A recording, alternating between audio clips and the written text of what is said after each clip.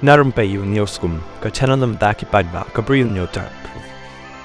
Uba lalan es Amse na umkiang East Jingiap Hills District, ubade ukinyi jong ulit Kynjaimon Amse lai paidbah karta, ubala klat na ka Jingiap tingko kali, badangshen, haka apun retor jong nailar, ulalaj ban Ujor dak ejahar show officer in charge clear police station, Halor ka jing Suba jor, Halor ka ni ka Jingiap, upersa jong u. Haka jing Ujor uba lalan, ulaong, bah haka apulai tri unailar haka por kumba arba jemen step, ulayok pediang ya ka phone call, na uwe uburi uba kyrteng usuni pedang, ubalaya thu bau persa jong u. Kynjaimon Amse ulangat haka Jingiap tengko kali haka shnong dikhia East Jingiap Hills District ula ongru ba ya kali kabadan yaw number ml khatway khandai saw not san lanya do full moon nong tudu ubadai na klirat East Jingiap Hills haka Jingiap dan lang jongki arngut ki weipat ki bakam thop yaw raja el suchen but small lamin ki badai na kashnong huroi but ki barang wan nal armbai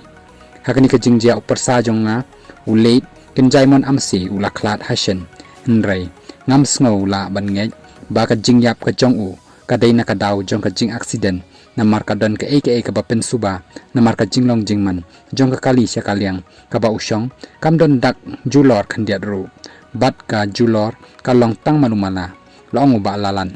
kumta na kalyang ba lalan ul karpat iki pulit ban register case Halor ka ni ka Jingiap bat ban penlong ya ka jing tokit ka babania kanang ban lap iki jing shisha baroh laban kadaw ba uba Kynjaimon Amse ubade unong 3 months ngoba ban nang ya sai an uba jukit ya ka Kyrshan jong ki paidbah ula klat kendit haka Jingiap tengko kali kabalajia haka step perngap jong ka apply tri unailar haka shnong dikhia East Jingiap Hills District.